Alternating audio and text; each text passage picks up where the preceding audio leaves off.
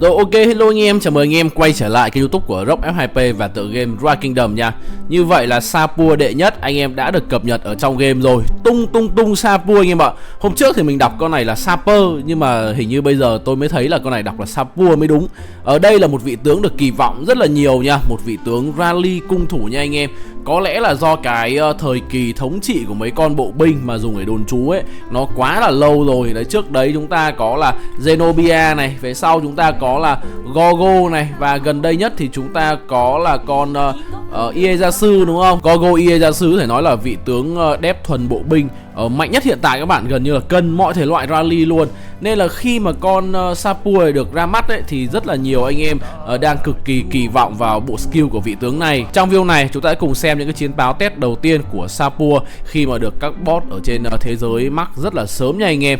Đây là chiến báo của ông Chasky bên 1606. Thì hôm nay ấy, mình thấy người ta test ở trong chế độ đánh ạc ấy, thì họ cũng làm một cái rất là hay, đó là họ nhồi lính vào cả bên công trình và cái rally luôn, kiểu như là mô phỏng trận chiến ở trong KVK ấy, nhưng mà có cái là không có công nghệ thôi.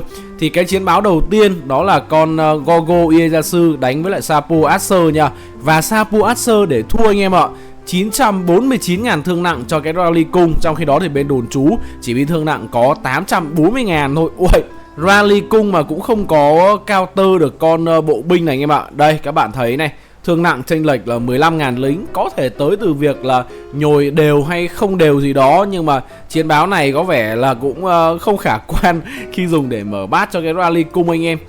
Kéo xuống dưới một tí để mình xem là người ta có cái thay đổi gì về chiến báo không. Nói chung là mình thấy bị lỗ nhẹ nhẹ nha anh em, lỗ nhẹ nhẹ, không biết có bị swam hay gì không, nhưng mà trông có vẻ là hơi toác. Tiếp theo chúng ta có chiến báo là Sapua Acer đối đầu với Gogo Hera. Và pha này thì lời rồi anh em. Pha này các bạn thấy là bản thân cái rally chỉ bị thương nặng có 518.000 lính thôi, trong khi bên đồn trú ấy bị thương nặng tới là 665.000 lính.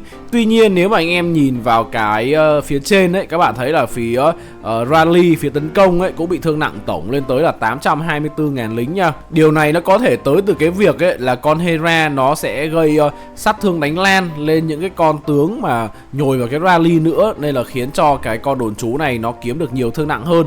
Tiếp theo chúng ta có một cái chiến báo là bên đồn trú ấy họ sử dụng Illinois Zanzitka đối đầu với bên kia là Sapua và Ashurbanipal, thì cặp rally cung cũng để thua 606.000 thương nặng, trong khi bên đép kỵ binh chỉ có 528.000 thôi. Điều này cũng khá là dễ hiểu, tại vì kỵ thì counter cung mà đúng không, nhưng mà thấy ba cái chiến báo đầu tiên thì con cung này rally là đều lỗ hết.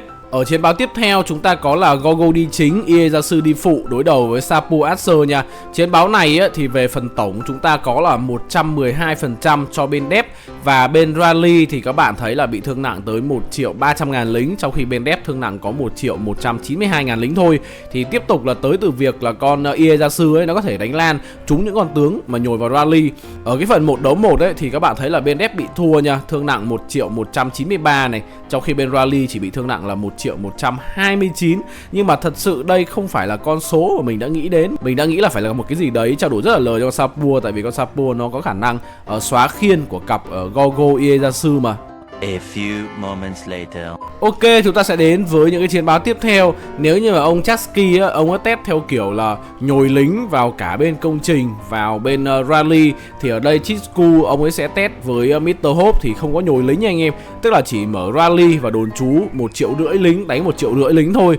Thì ở ngay chiến báo đầu tiên, Gogo Ieyasu đã để thua khá là nặng các bạn, 196.000 lính thương nặng, trong khi bên cung ấy, thì chỉ bị thương nặng có 133.000 lính.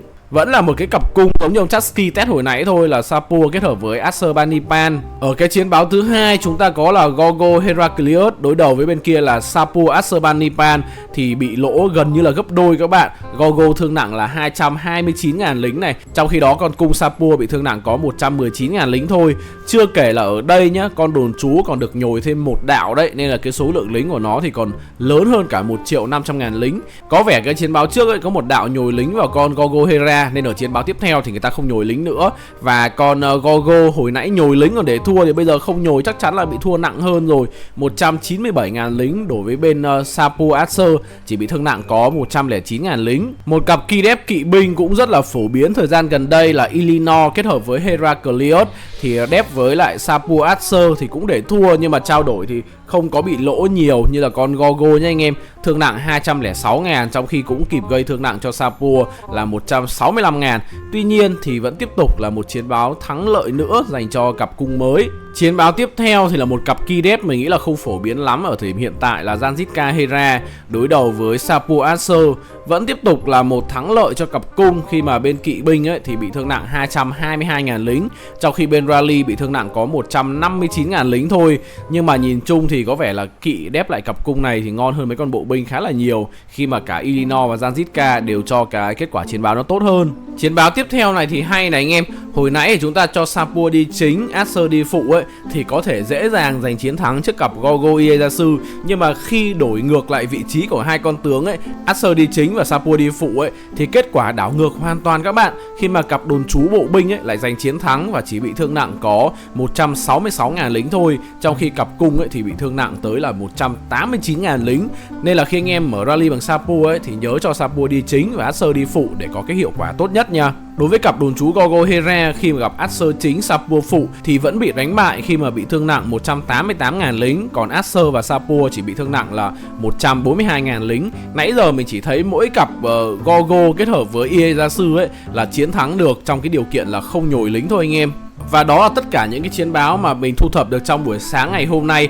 Anh em nghĩ thế nào về con Sapua này? Bản thân mình nghĩ là hai cái phần chiến báo tới từ hai ông bot ấy nó có cái sự chênh lệch khá là nhiều đúng không? Một bên nhồi lính ấy thì cho thấy là cặp cung toàn thua thôi, trong khi một bên mà không nhồi lính thì cho thấy là cặp cung toàn thắng, để thua đúng một lần khi mà cho Acer đi chính và Sapua đi phụ.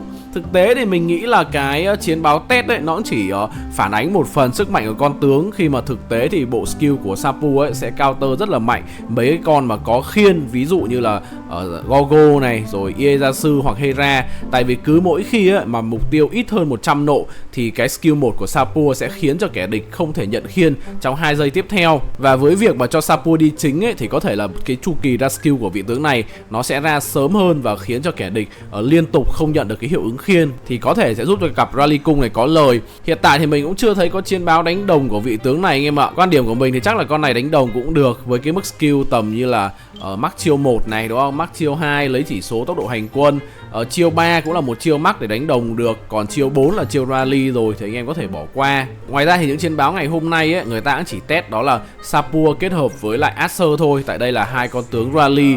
Chúng ta vẫn sẽ còn một số con tướng cung khác có thể sẽ được test ở trong tương lai, ví dụ như là Sapua Gia Cát Lượng này, và đặc biệt là Tần Thủy Hoàng đúng không? Tần Thủy Hoàng Sapua thì sao mà biết được anh em. Ở cái mùa KVK vừa rồi ấy, mình thấy là một vài cái chiến báo rally bằng Tần Thủy Hoàng kết hợp với Gia Cát Lượng cũng khá là lời. Mặc dù mình không nghĩ Tần Thủy Hoàng là một con tướng rally quá ngon, nhưng mà chắc là mình sẽ muốn chờ thêm những cái chiến báo thực chiến ở trong KVK ấy, để cho người ta nhồi, ví dụ như là Tần Thủy Hoàng Sapua. Biết đâu được với cái chu kỳ ra skill nhanh như vậy ấy, thì sẽ khiến cho Sapua mạnh mẽ hơn. Video ngày hôm nay của mình đến là kết thúc rồi. Cảm ơn anh em theo dõi hết video. Liệu anh em nghĩ là Sapua có khiến cho mấy con bộ binh đồn trú đang rất hot hiện tại bị lãng quên hay không? Tại vì thật sự là từ thời mà ra mắt con Zenobia đến giờ ấy, thì lúc nào đồn trú chủ lực trong game ấy cũng là mấy ông bộ binh cả đúng không? Kỵ binh đôi khi người ta cũng xài, cung thủ đôi khi người ta cũng xài, nhưng ở tất cả KVK các bạn đều thấy những cái công trình quan trọng, những cái đèo quan trọng ấy thì đều là bộ binh hết. Cùng con bao giờ được lên tiếng đây. Và chúc anh em chơi game vui vẻ. Hẹn gặp lại anh em ở những video sau. Bye bye. Yeah, I'm about to fade away, cause every time I wake up I feel like it's Monday. Something's going wrong with all the chemicals up in my brain. All of a sudden I don't look at anything the same way. Gotta build up of my thoughts sitting in it.